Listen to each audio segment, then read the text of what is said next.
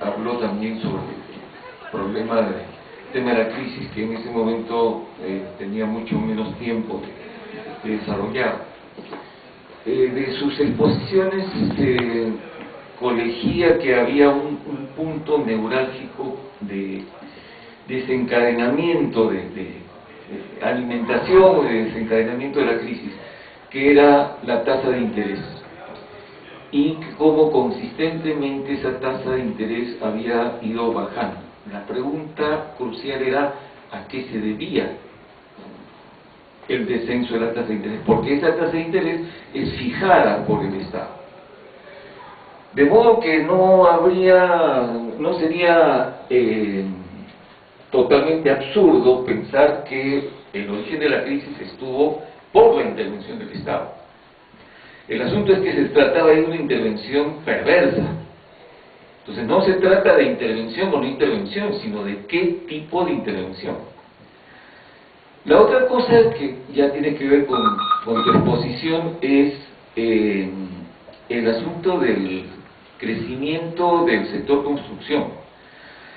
Yo me distancio mucho de pensar que haya buenos y malos en todo este asunto. Que el sector real sea bueno en principio y que el sector financiero sea malo, porque aquí el punto de partida está un crecimiento de un sector real, que habría que preguntar a qué se debía. Entonces, o a qué se debía su continuidad. Si era debido al sector financiero, entonces ahí había una suerte de alianza entre el sector real y el sector financiero.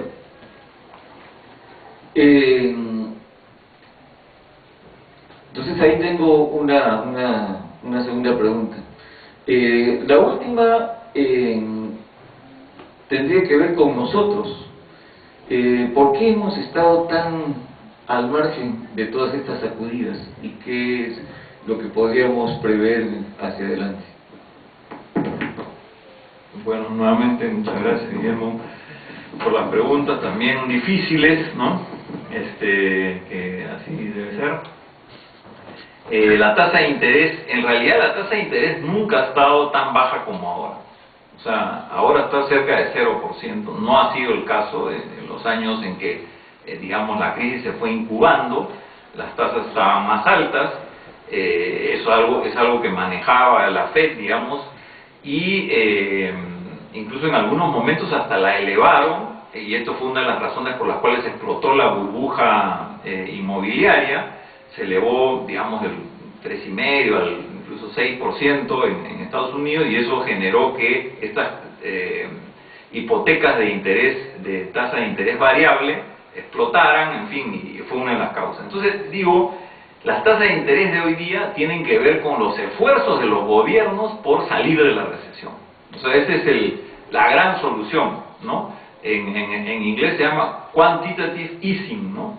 O la facilidad cuantitativa, es emitir, emitir y emitir, y eso está siendo criticado. Pero esta emisión tan grande no fue tan grande de ahora, no fue tan importante anteriormente. Entonces, en realidad, no se puede decir que el principal responsable es el Estado. Yo creo que la principal responsabilidad del Estado ha estado en la desregulación, no tanto en la emisión monetaria, porque hasta cierto punto Greenspan, que era el que he mencionado, que estuvo 19 años, los 19 años claves de presidente de la FED en Estados Unidos, de alguna manera acompañó a los bancos. Él hacía lo que los bancos le decían. No sé si le pagarían por eso, pero ahí viene la ideología, digamos. Él pensaba exactamente igual, ¿no? Y decía, bueno, ¿quiénes deciden que haga yo? ¿Qué quieren que haga? No sé, más o menos, ¿no? Y efectivamente, él y los otros directores de la FED actuaban así. En el caso del tema de la construcción, efectivamente yo creo que ha habido una alianza entre el sector financiero y el sector construcción, pero el verdadero culpable de alimentar una sobreoferta fue el sector financiero, con estos instrumentos.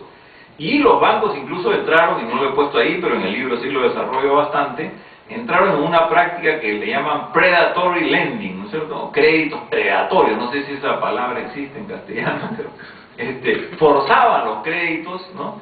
Engañosamente, te decían, bueno, al principio no te voy a cobrar nada, incluso algunos intermediarios financieros le daban la plata a la gente para que pague las primeras cuotas, ¿no? De manera que podía tener un buen récord financiero y bueno, yo tengo un amigo que vivía en California que se compró 7 casas en esta ciudad, o sea, es un dato real. Le venían a ofrecer y él atracaba y bueno, tiene alquiladas felizmente 6, con eso vive. Entonces, él se ganó con esta experiencia, pero no fue el caso de la mayoría. Entonces, en realidad ha habido un rol del sector financiero negativo, y si hubiera sido solamente una crisis, digamos, del sector real, no hubiera tenido esta trascendencia. Y el hecho es que China tiene las cosas claras. Para ellos el sector financiero está al servicio del sector real. Y su preocupación es cómo funciona el sector real.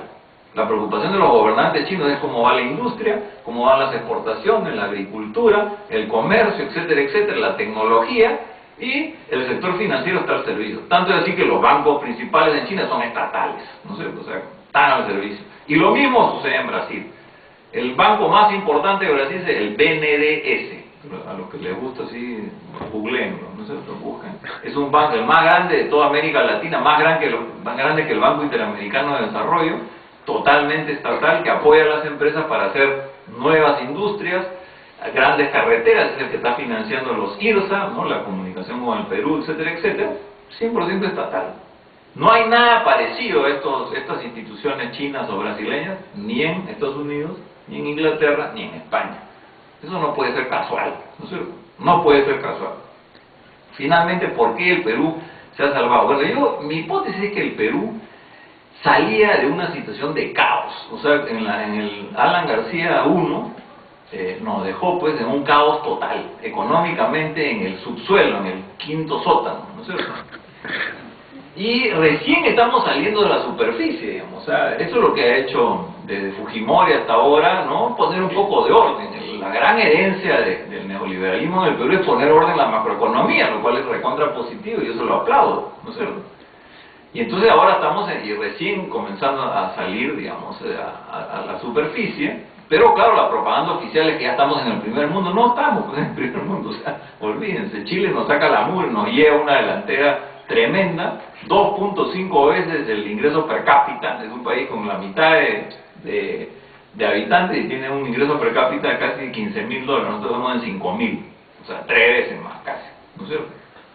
Entonces ya no estamos pues igual Brasil, ni qué decir, o México, o el mismo Colombia, pero si nos comparamos todavía más allá con Corea, Taiwán, que en los 60 tenían pues menos ingreso per cápita que nosotros, estamos todavía lejísimos. Para llegar a esos grados de desarrollo, la ideología liberal ya no nos sirve, digamos. O sea, tenemos que aplicar justamente las fórmulas, ¿no? De los países que son los que han salido exitosos ahora, ¿no? Que son Brasil, China, ellos, ¿no? Alemania. La verdad que uno de los países que más claramente me ha sorprendido, digamos, a mí ha sido Alemania. O sea, no pensé que sería una gran potencia. Ahora es una gran potencia europea, está manteniendo, digamos, a toda Europa, Alemania, y ha hecho las cosas completamente diferentes a sus contrapartes anglosajonas. Ellos mismos no son tan conscientes de eso, pero esa es la realidad. Entonces, el Perú, digamos, lo que ha hecho es recuperar 30 años de atraso, pero recién estamos en el partidor. De ahí a decir que estamos en el primer mundo es demasiado wishful thinking, digamos, de nuestros gobernantes y los medios de comunicación que están también con ese entusiasmo.